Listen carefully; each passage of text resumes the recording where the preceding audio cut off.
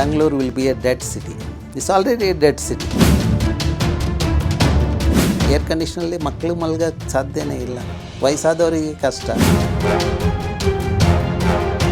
A C ನೀವು maintain ಮಾಡದೆ ಹೋದರೆ ಫಂಗಸ್ ಗ್ರೋತ್ ಆಗುತ್ತೆ. ಎಲೆಕ್ಟ್ರಿಸಿಟಿ ಜಾಸ್ತಿ ಆಗೋದು ಒಂದು ಕಡೆ, ಆದರೆ ಇನ್ನೊಂದು ಹೆಲ್ತಿಗೆ ಭಾಳ ಎಫೆಕ್ಟ್ ಆಗುತ್ತೆ. ಡೆವಲಪ್ಮೆಂಟ್ ಫಾರ್ ಹೂಮ್ ಅಂತ ನಾನು ಕ್ವಶನ್ ಮಾಡ್ತೀನಿ. Development at what cost? ನಾವು ಯಾವುದೇ ಪ್ರದೇಶ ಅಭ್ಯಾಸ ಮಾಡಬೇಕಾದ್ರೆ ನಮಗೆ ರಿಮೋಟ್ ಸೆನ್ಸಿಂಗ್ ಡೇಟಾ ಸಿಕ್ಕತ್ತೆ. ಅಂದರೆ ಅದು ಇದರಿಂದ ಸ್ಯಾಟಲೈಟಿಂದ ತೊಗೊಂಡಿರೋ ಪಿಕ್ಚರ್. ಅದು ವೇರಿಯಸ್ ಬ್ಯಾಂಡ್ಸ್ ಇರುತ್ತೆ. ಒಂದು ವಿಸಿಬಲ್ ಬ್ಯಾಂಡಲ್ಲಿ ಸಿಕ್ಕತ್ತೆ, ಗ್ರೀನ್, ರೆಡ್, ಇನ್ಫ್ರಾರೆಡ್ ಮತ್ತು ಥರ್ಮಲ್ ಬ್ಯಾಂಡ್. ಈ green, red, infrared, near infrared ಬ್ಯಾಂಡಲ್ಲಿ ಸಿಕ್ಕಿದ್ರಿಂದ ನಾವು ಹಸಿರು ಹೊದಿಕೆ ಏನಾಗಿದೆ ಅದರದ್ದು ಅಭ್ಯಾಸ ಮಾಡ್ತೇವೆ. ಅದಕ್ಕೆ ಲ್ಯಾಂಡ್ ಯೂಸ್ ಅನಾಲಿಸಿಸ್ ಅಂತ ಹೇಳ್ತೇವೆ. ಎರಡನೇದು ಥರ್ಮಲ್ ಡೇಟಾದಿಂದ ಅದೇ landscape temperature, LST, the surface temperature, landscape surface temperature ನೀವು ಕ್ವಾಂಟಿಫೈ ಮಾಡ್ಬೋದು. ಅಂದರೆ ಪ್ರತಿಯೊಂದು ಪ್ರದೇಶದಲ್ಲಿ ಒಂದು ಪಿಕ್ಸೆಲ್, ಅಂದರೆ ಅದು 30 ಮೀಟರ್ ಬೈ 30 ಮೀಟ್ರಲ್ಲಿ ಆ ಪ್ರದೇಶದಲ್ಲಿ ಉಷ್ಣಾಂಶ ಎಷ್ಟಿದೆ ಅನ್ನೋದು ತಿಳಿಯುತ್ತೆ. ಅದನ್ನು ನಾವು ಪ್ರತಿಯೊಂದು ಪಿಕ್ಸೆಲ್ಗೆ ಇಡೀ ಬೆಂಗಳೂರು 748 ಸ್ಕ್ವೇರ್ ಕಿಲೋಮೀಟರ್ಗೆ ಅಭ್ಯಾಸ ಮಾಡಿದಾಗ ಯಾವ್ಯಾವ ಪಿಕ್ಸೆಲಲ್ಲಿ ತಾಪಮಾನ ಜಾಸ್ತಿ ಇದೆ ಅನ್ನೋದು ತೋರಿಸುತ್ತೆ. ಯಾವುದೇ ಪ್ರದೇಶದಲ್ಲಿ ಹೆಚ್ಚಿನ ತಾಪಮಾನ ಇದ್ದು ಸುತ್ತಮುತ್ತ ಕಡಿಮೆ ಇದ್ದಾಗ ಆ ಪ್ರದೇಶನ ಒಂದು ಉಷ್ಣಾಂಶದ ದ್ವೀಪ ಅಂತ ಹೇಳ್ತೀವಿ, ಅಥವಾ ಅರ್ಬನ್ ಹೀಟ್ ಐಲ್ಯಾಂಡ್ ಅಂತ ಹೇಳ್ತೇವೆ. ಸೊ ಹಾಗಾಗಿ ಆ ಪ್ರದೇಶದಲ್ಲಿ ತಾಪಮಾನ ಜಾಸ್ತಿ ಆಗೋದ್ರಿಂದ ಒಂದು ಆತಂಕದ ವಿಷಯ ಅಂದರೆ ವೆಕ್ಟರ್ ಬೋರ್ನ್ ಡಿಸೀಸಸ್ ಜಾಸ್ತಿ ಆಗುತ್ತೆ. ಅಂದರೆ ಕಂಟೇಜಿಯಸ್ ಡಿಸೀಸಸ್ಸು. ಅದರಿಂದ ಚಿಕನ್ ಗುನಿಯಾ, ಡೆಂಗು ಆ ರೀತಿಯ ತೊಂದರೆಗಳು ಜಾಸ್ತಿ ಆಗುತ್ತೆ. ಯಾಕಂದರೆ ಉಷ್ಣಾಂಶ ಜಾಸ್ತಿ ಆದಾಗ, ಅಲ್ಲಿಯ ವಾತಾವರಣದಲ್ಲಿ ಕಲುಷಿತ ಜಾಸ್ತಿ ಇದ್ದಾಗ ಸಾಧಾರಣವಾಗಿ ಅಲ್ಲಿ ಮಸ್ಕಿಟೋ ಆ ರೀತಿಯ ವೆಕ್ಟರ್ಸು ಜಾಸ್ತಿ ಆಗುತ್ತೆ. ಹಾಗಾಗಿ ಅಲ್ಲಿ ಆ ಡಿಸೀಸಸ್ ಇದಾಗುತ್ತೆ. ಈಗ ಬೆಂಗಳೂರಿನಲ್ಲಿ ಕಣ್ಣಿನ ರೋಗ ಅಥವಾ ಬೇರೆ ಯಾವುದೇ ರೋಗ ನೀವು ನೋಡಿದಾಗ, ಗ್ಯಾಸ್ಟ್ರೋ ಇದೆ, ಎಲ್ಲನೂ ನೀರಿಗೆ ಮತ್ತು ಹವಾಮಾನಕ್ಕೆ ಸೀಮಿತವಾಗುತ್ತೆ. ಏರ್ ಕಂಡೀಷನ್ ಮಾಡೋದ್ರಿಂದ, ಅಂದರೆ ಹವಾ ನಿಯಂತ್ರತೆ ನೀವು ಮಾಡೋದ್ರಿಂದ, ನೀವು ಹೇಳಿದರೆ ಬೆಂಗಳೂರಿನಲ್ಲಿ ಎಲ್ಲರೂ ಯೂಸ್ ಮಾಡ್ತಾಯಿದ್ದಾರೆ. ಬಟ್ ಕೆಲವರು ಅವರ ಮನೇನ ಕಟ್ಟುವಾಗ, ಅವರು ಬುದ್ಧಿವಂತರ ಕಟ್ಟಿದಾಗ ಸುತ್ತಮುತ್ತ 30-40% ಓಪನ್ ಸ್ಪೇಸ್ ಇಟ್ಟಾಗ ಅವ್ರ ಮನೆಯಲ್ಲಿ ಫ್ಯಾನು ಅಥವಾ AC ಇಲ್ಲದೆ ಇರೋದು ಕಂಡು ಬಂದಿದೆ. ನಾವು ಕೆಲವೊಮ್ಮೆ ನಮ್ಮ ಸ್ನೇಹಿತರ ಮನೆಗೆಲ್ಲ ಹೋದಾಗ ನಾವು ನೋಡಿದ್ದೀವಿ. ಸೊ ಹಾಗಾಗಿ ಮನೆ ಕಟ್ಟುವಾಗ ನಾವು ಅದು ಸ್ವಲ್ಪ ಎಚ್ಚೆತ್ತು ಮಾಡಿದ್ರೆ ನಾವು ಅಲ್ಲಿ ಉಷ್ಣಾಂಶನ ನಾವು ಕಂಟ್ರೋಲ್ ಮಾಡಬಹುದು. ಹಾಗಾಗಿ ನಮಗೆ AC ಅನುಕೂಲತೆ ಇಲ್ಲ. ಈಗ ಈವನ್ ಕೆಲವೊಂದು ಪ್ರದೇಶದಲ್ಲಿ ಸಂಜಯ್ ನಗರ ಇಲ್ಲೆಲ್ಲ ನನ್ನ ಸ್ನೇಹಿತರಿದ್ದಾರೆ, ಅವ್ರ ಮನೇಲಿ AC ಇಲ್ಲ. ಯಾಕಂದರೆ ಅವರು ಓಪನ್ ಸ್ಪೇಸ್ ಇಟ್ಕೊಂಡಿದ್ದಾರೆ. ಈ ಕಾಂಕ್ರೀಟ್ ಬಾಕ್ಸ್ಗಳು, ಅಪಾರ್ಟ್ಮೆಂಟ್ಗಳು ಆದಾಗ ನ್ಯಾಚುರಲಿ ಅದು ಉಷ್ಣಾಂಶ ಜಾಸ್ತಿ ಆದಾಗ ನೀವು ಫ್ಯಾನು ಅಥವಾ ACಗೆ ಇದಾಗುತ್ತೆ. ನ್ಯಾಚುರಲ್ ಏರಲ್ಲಿ ನೀವು ಮಲ್ಕೊಂಡಾಗ ಮತ್ತು ಫ್ಯಾನಲ್ಲಿ ಮಲಗಿದಾಗ ಅಥವಾ ಏರ್ ಕಂಡೀಷನಲ್ಲಿ ಮಲಗಿದಾಗ, ಒಂದು ಏರ್ ಕಂಡೀಷನಲ್ಲಿ ಮಕ್ಕಳು ಮಲ್ಗೋಕ್ಕೆ ಸಾಧ್ಯನೇ ಇಲ್ಲ, ವಯಸ್ಸಾದವರಿಗೆ ಕಷ್ಟ. ಯಾಕಂದರೆ ಅಲ್ಲಿರುವ AC ನೀವು ಮೇಂಟೈನ್ ಮಾಡದೆ ಹೋದರೆ ಫಂಗಸ್ ಗ್ರೋತ್ ಆಗುತ್ತೆ. ಅದರಿಂದ ಅದು ಶ್ವಾಸಕೋಶ ರಿಲೇಟೆಡ್ ಪ್ರಾಬ್ಲಮ್ ಶುರು ಆಗುತ್ತೆ. ಮತ್ತು ಎಲೆಕ್ಟ್ರಿಸಿಟಿ ಜಾಸ್ತಿ ಆಗೋದು ಒಂದು ಕಡೆ, ಆದರೆ ಇನ್ನೊಂದು ಹೆಲ್ತಿಗೆ ಭಾಳ ಎಫೆಕ್ಟ್ ಆಗುತ್ತೆ. ಕೆಲವೊಮ್ಮೆ ನೀವು ಫ್ಯಾನ್ ಇರೋ ರೂಮಲ್ಲಿ ಮಲಗಿದಾಗ ನೆಕ್ಸ್ಟ್ ಡೇ ಎದ್ದಾಗ ತಲೆನೋವು ಆ ರೀತಿಯ ಒಂದು ಇದರಿಂದನೂ ನೀವು ಬಳ್ಳಿಲಿದ್ದು ನೀವೆಲ್ಲ ನೋಡಿರ್ತೀರ, ಕೆಲಸ ಮಾಡುವಾಗ ಹೇಳ್ತೀರ ಇವತ್ತು ಯಾಕೋ ತಲೆನೋವ್ತಾ ಇದೆ ಅಂತ. ಬಟ್ ನೀವು ಯೋಚನೆ ಮಾಡಿದ್ರೆ ಹಿಂದಿನ ರಾತ್ರಿ ನೀವು ಏರ್ ಕಂಡೀಷನ್ ಅಥವಾ ಫ್ಯಾನ್ ಹಾಕ್ಕೊಂಡು ಮಲಗಿದ್ದೀರಾ, ಅದಕ್ಕೆ ಕೃತಕ ಇದನ್ನು ಇದು ಮಾಡಿದ್ದೀರ. ಅದೇ ನೀವು ನ್ಯಾಚುರಲ್ ಇದಾಗ ಮಲಗಿದಾಗ ಈ ತೊಂದರೆಗಳಾಗಲ್ಲ. ಇವಾಗ ನೀವು ನಿಮ್ಮ ಹಳ್ಳಿಗೆ ಹೋಗಿ ನೀವು ನ್ಯಾಚುರಲಾಗಿ ಮಲಗಿದಾಗ ಮಾರನೇ ದಿವಸ ಲವಲವಿಕೆಯಿಂದ ಇರ್ತೀರ. ಆ ಲವಲವಿಕೆ ಹೋಗ್ಲಿಕ್ಕೆ ಕಾರಣ ಈ ಕೃತಕ ಗಾಳಿ, ಕೃತಕ ಇದು ಹವಾ ನಿಯಂತ್ರಣ. ಅದನ್ನು ನಾವು ಆದಷ್ಟು ಕಡಿಮೆ ಮಾಡೋದು. ಅದಕ್ಕೆ ನ್ಯಾಚುರಲ್ ಇದು ಇಟ್ಕೊಂಡು ಪ್ರತಿಯೊಂದು ವಾರ್ಡಲ್ಲಿ ಮಿನಿ ಫಾರೆಸ್ಟ್, ಕಿರು ಅರಣ್ಯ ಮಾಡೋದು, ಕೆರೆಗಳನ್ನು ಪುನಶ್ಚೇತನ ಮಾಡಿದ್ರೆ ನಮಗೆ ಬೇಕಾದ ಇದು ನಮಗೆ ಸಿಕ್ಕತ್ತೆ. ನೀವು ಹೇಳಿದ್ರೆ ಡೆವಲಪ್ಮೆಂಟ್ ಫಾರ್ ಹೂಮ್ ಅಂತ ನಾನು ಕ್ವಶನ್ ಮಾಡ್ತೇನೆ. Development at what cost? ನಮ್ಗೆ ಯಾಕೆ ಬೇಕು? ನಮಗೆ ನಗರ ವಾಸಕ್ಕೆ ಸೂಕ್ತ ಇಲ್ಲದೆ ಇದ್ದಾಗ ಈ ಡೆವಲಪ್ಮೆಂಟ್ ಇಟ್ಕೊಂಡು ನಾವೇನು ಪ್ರಯೋಜನ? ಅದನ್ನು ನಾವು ಕ್ವಶನ್ ಮಾಡಬೇಕಾಗಿದೆ. ಯಾವುದೇ ಪ್ರದೇಶದಲ್ಲಿ ಧಾರಣ ಸಾಮರ್ಥ್ಯ ಅಂದಿದೆ, ಕ್ಯಾರಿಂಗ್ ಕೆಪಾಸಿಟಿ. ನೀವು ಅದನ್ನು ಕ್ರಾಸ್ ಮಾಡಿ ಡೆವಲಪ್ಮೆಂಟ್ ಅಂತ ಹೇಳಿ ಬರೀ ಪಾಕೆಟ್ ಮಾಡ್ಕೊಳ್ಳೋದು ಸಾಧ್ಯ ಇಲ್ಲ. ಜನ ಎಚ್ಚೆತ್ಕೊಳ್ತಾ ಇದ್ದಾರೆ. ಈಗ ಅಧಿಕಾರದಲ್ಲಿರೋರು ಎಚ್ಚೆತ್ಕೊಳ್ಬೇಕಾಗಿದೆ. ಧಾರಣ ಸಾಮರ್ಥ್ಯದ ಇದನ್ನು ಜಾಸ್ತಿ ಮಾಡಿಕೊಂಡು ಡೆವಲಪ್ಮೆಂಟ್ ಅಂಥೇಳಿ ಕಾಂಕ್ರೀಟ್ ಮಾಡಲಿಕ್ಕೆ ಸಾಧ್ಯನೇ ಇಲ್ಲ. ಇವಾಗ ಎಚ್ಚೆತ್ಕೊಂಡು ಇದು ಮಾಡಬೇಕು, ಇಲ್ಲದೆ ಹೋದರೆ ಅವರು they will pay the heavy price. ಆಗಲೇ ಆಗಿದೆ. ಬೆಂಗಳೂರಿನಲ್ಲಿ ನೀರಿನ ಭವನ ಇದೆ, ಟೆಂಪ್ರೇಚರ್ ಜಾಸ್ತಿ ಆಗಿದೆ, ಆಮ್ಲಜನಕದ ಕೊರತೆ ಇದೆ. ಸ್ವಲ್ಪ ಮಧ್ಯವಯಸ್ಕರು ಮತ್ತು ವಯಸ್ಸಾದವರು ಆಮ್ಲಜನಕ ಸಿಲಿಂಡ್ರ್ ಉಪಯೋಗಿಸ್ತಾ ಇದ್ದಾರೆ. ಇದೆಲ್ಲ ದುರಂತದ ಸೂಚನೆ ಅಲ್ವಾ ಇದು? ಅದನ್ನು ನಾವು ಎಚ್ಚೆತ್ಕೊಳ್ಬೇಕಾಗಿದೆ. ಮತ್ತು ನಮ್ಮ ಮಕ್ಕಳಿಗೆ ನಾವು ಚಿಕ್ಕವರಿದ್ದಾಗ ನಾವು ವಾಟರ್ ಬಾಟ್ಲ್ ಯೂಸ್ ಮಾಡಲಿಲ್ಲ. ಇವತ್ತೇನಾಗ್ತಾಯಿದೆ, ನಾವು ವಾಟರ್ ಬಾಟ್ಲು ತೊಗೊಂಡೋದೆ. ಮುಂದೆ ನಮ್ಮ ಮಕ್ಕಳು ಅಥವಾ ಮರಿ ಮಕ್ಕಳು ಇದು ಶಾಲೆಗೆ ಹೋಗಬೇಕಾದ್ರೆ ಆಕ್ಸಿಜನ್ ಸಿಲಿಂಡರ್ ಇಟ್ಕೊಂಡು ಹೋಗಬೇಕಾದ ಒಂದು ಇದು ಬಂದರೆ, ತಂದೆ ತಾಯಿ ಬ್ಯಾಂಕಲ್ಲಿ ದುಡ್ಡಿರಬಹುದು, ಮತ್ತು ಮಕ್ಕಳು ಆಮ್ಲಜನಕದ ಒಂದು ಬಾಟ್ಲಿ ಇಟ್ಕೊಂಡು ಹೋಗಬೇಕಾದ್ರೆ ಅದೆಂತಹ ಡೆವಲಪ್ಮೆಂಟ್. ಆ ನಗರೀಕರಣ ನಮಗೆ ಬೇಕಾಗಿಲ್ಲ. ನಾವು ಎಚ್ಚೆತ್ಕೊಂಡು ಕ್ವಶನ್ ಮಾಡಬೇಕಾಗಿದೆ. ಬೆಂಗಳೂರನ್ನ ಧಾರಣ ಸಾಮರ್ಥ್ಯ ಕ್ರಾಸ್ ಆಗಿದೆ, ನಮಗೆ ಬೆಂಗಳೂರನ್ನ ಡಿಕಂಜೆಸ್ಟ್ ಮಾಡಿ ಅಂತ. ಅದನ್ನು ನಾವು ಆಗ್ರಹ ಮಾಡಿದಾಗ ಬೆಂಗಳೂರಿನವ್ರಿಗೆ ಬೇಕಾದ ಪರಿಸರ, ಬೆಂಗಳೂರಿನವ್ರಿಗೆ ಬೇಕಾದ ಒಂದು ಎನ್ವೈರ್ಮೆಂಟ್ ನಮಗೆ ಸಿಕ್ಕತ್ತೆ. ಇಲ್ಲದೆ ಹೋದರೆ Bangalore will be A dead city. It's already A dead city. ಈ ರೀತಿ ಮಾಡೋದ್ರಿಂದ ಲೋ ಇನ್ಕಮ್ಮು ಮಿಡ್ ಇನ್ಕಮ್ ಫ್ಯಾಮಿಲಿಗೆ ಬಹಳ ಹೊಡೆತ ಬೀಳ್ತಾಯಿದೆ.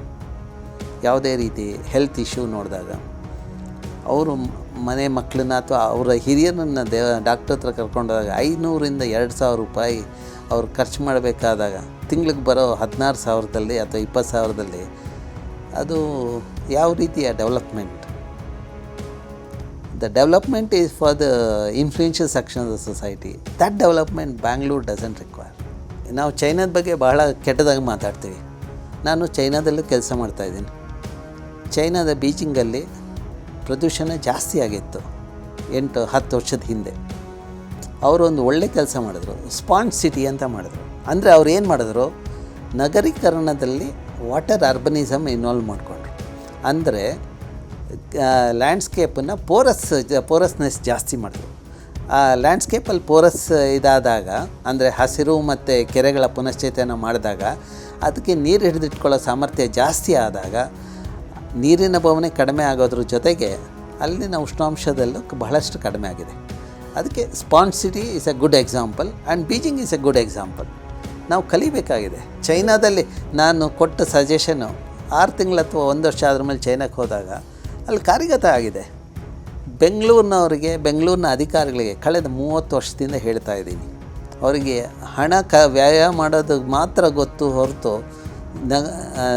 ಈ ನಗರದಲ್ಲಿರೋ ಇವ್ರಿಗೆ ಬೇಕಾದ ಸವಲತ್ತು ಅಥವಾ ದ ಲೀವಬಲ್ ಸಿಟಿ ಕೊಡಬೇಕನ್ನೋ ಒಂದು ಮನೋಧ್ಯಯ ಯಾವ ಅಧಿಕಾರಿಗೂ ಇಲ್ಲ, ಯಾವ ರಾಜಕಾರಣಿಗೂ ಇಲ್ಲ. ಇದು ಒಂದು ರೀತಿಯ ಇದಕ್ಕೆಲ್ಲ ಮೂಲ ಕಾರಣ ಪರಿಸರ ಜ್ಞಾನ ಇಲ್ಲದ ಅಧಿಕಾರಿಗಳು, ಪರಿಸರ ಜ್ಞಾನ ಇಲ್ಲದ ರಾಜಕಾರಣಿಗಳು.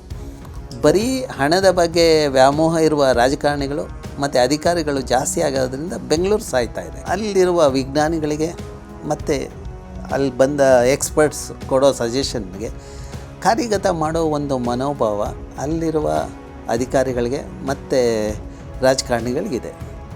ಇಲ್ಲ ಯಾವುದೇ ಒಂದು ಪ್ರದೇಶದಲ್ಲಿ ನಗರೀಕರಣ ಅಂಥೇಳಿ ಲೇಔಟ್ ಮಾಡಲಿಕ್ಕೆ ಹೋದಾಗ, ನಾನು ವಿಸಿಟ್ ಮಾಡಿದಾಗ ಮೊದಲು ಹೋದಾಗ ಬೋಳ ಕಾಣಿಸುತ್ತೆ. ಬಟ್ 6 ತಿಂಗಳು ಅಥವಾ 1 ವರ್ಷಕ್ಕೆ ಹೋದಾಗ ಅಟ್ಲೀಸ್ಟ್ ನನಗಿಂತ ಎತ್ತರ ಇರೋ ಮರಗಳಲ್ಲಿ ಕಂಡು ಬರುತ್ತೆ ಲೇನಲ್ಲಿ. ಆ ಜ್ಞಾನ ಅವ್ರಿಗಿದೆ.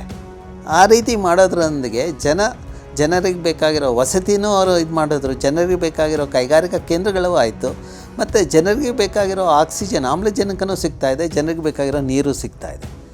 ಆ ಸ್ಪಾಂಜ್ ಸಿಟಿ ಆಗಲಿಕ್ಕೆ ಕಾರಣ ಅಲ್ಲಿರುವ ವಿಜ್ಞಾನಿಗಳ ಕಾಂಟ್ರಿಬ್ಯೂಷನ್.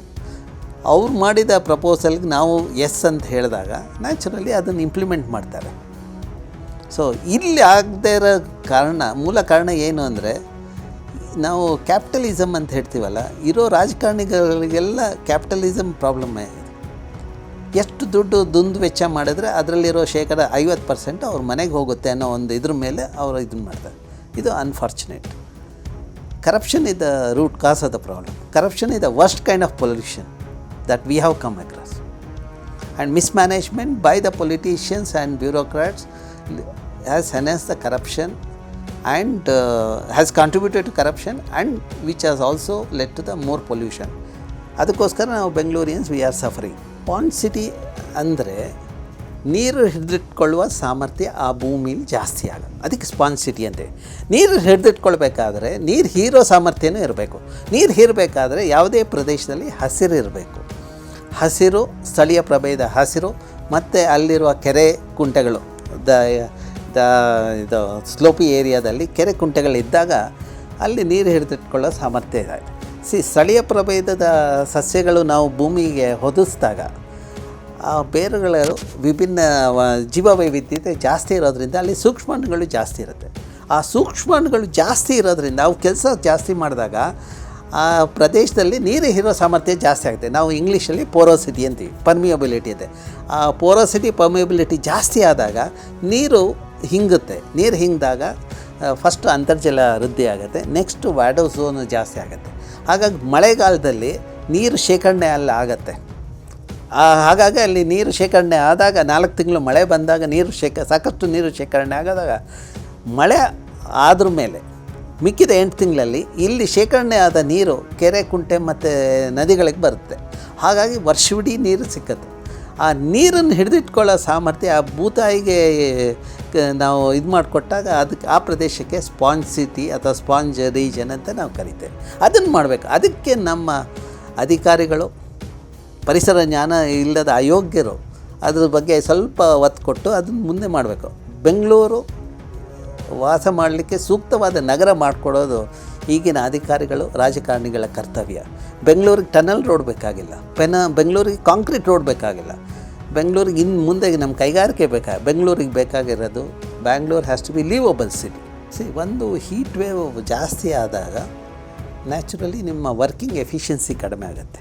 ಒಂದು, ನೀವು ಹೊರಗಡೆ ಹೋಗಿ ಬಂದಾಗ ತಲೆನೋವು ಆ ರೀತಿಯ ತೊಂದರೆಗಳು. ಎರಡನೇದು, ಮನೇಲಿದ್ದಾಗ ಅಥವಾ ಆಫೀಸ್ನಲ್ಲಿದ್ದಾಗ ಎ ಸಿ ಮತ್ತು ಫ್ಯಾನ್ ಉಪಯೋಗಿಸೋದ್ರಿಂದ ಎಲೆಕ್ಟ್ರಿಸಿಟಿ ಕನ್ಸಂಪ್ಷನ್, ವಿದ್ಯುತ್ ಜಾಸ್ತಿ ಕನ್ಸಂಪ್ಷನ್. ಹಾಗಾಗಿ ಇಂಗಾಲದ ಡೈಆಕ್ಸೈಡ್ ಇನ್ನೂ ಜಾಸ್ತಿ ಆದಾಗ ಜಾಗತಿಕ ತಾಪಮಾನ ಏರಿಕೆ ಆಗುತ್ತೆ, ಹವಾಮಾನದಲ್ಲಿ ವೈಪರೀತ್ಯ ಆಗುತ್ತೆ. ಸೊ ಅದನ್ನೆಲ್ಲ ಕಡಿಮೆ ಮಾಡಬೇಕಾದ್ರೆ ನಾನು ಹಿಂದೆ ಹೇಳಿದಾಗೆ ಹಸಿರು ಮತ್ತು ಇದು ಸ್ಪಾಂಜ್ ಇದು ಮಾಡ್ಕೊಳ್ಬೇಕಾಗಿದೆ. ಸೊ ಅದನ್ನು ನಾವು ಮಾಡಬೇಕಾಗಿದೆ. ಕಾಂಕ್ರೀಟ್ಗಳನ್ನ ಆದಷ್ಟು ನಾವು ಕಡಿವಾಣ ಹಾಕಬೇಕಾಗಿದೆ. ಈಗ ಬೆಂಗಳೂರು ಯಾರಿಗೆ ಬೇಕು? ಬೆಂಗಳೂರು ಜನಸಾಮಾನ್ಯರಿಗೆ ಬೇಕಾಗಿರೋದು. ನಮ್ಗೆ ವಾಸ ಮಾಡಲಿಕ್ಕೆ ಸೂಕ್ತವಾದ ನಗರ ನಮಗೆ ಬೇಕು. ಸೂಕ್ತ ನಗರ ಅಂದರೆ ಬೇಕಾದ ನೀರು, ಬೇಕಾದ ಗಾಳಿ, ಸರಿಯಾದ ಉಷ್ಣಾಂಶ ನಮ್ಮ ಪ್ರದೇಶದಲ್ಲಿ ಇರಬೇಕು. ಕಳೆದ 100 ವರ್ಷದಲ್ಲಿ ಇದ್ದದ್ದನ್ನು ನಾವು ಅದನ್ನು ಮೇಂಟೈನ್ ಮಾಡ್ಕೊಂಡು ಹೋಗಬೇಕು. ಅದನ್ನು ಮಾಡಬೇಕಾದ್ರೆ ಸರಿಯಾದ ಪ್ಲ್ಯಾನಿಂಗ್ ಆಗಬೇಕು, ನಗರೀಕರಣ ಸರಿಯಾಗಿ ಆಗಬೇಕು. ಈಗ ನಾವು ಮಾಡಬೇಕಾದ ಇಷ್ಟೇ, ನಾವು ಸರ್ಕಾರಕ್ಕೆ ಆಗ್ರಹ ಮಾಡಬೇಕಾಗಿರೋದು enough is enough, decongest Bangalore. We cannot cross the carrying capacity of the region, ಅಷ್ಟೇ.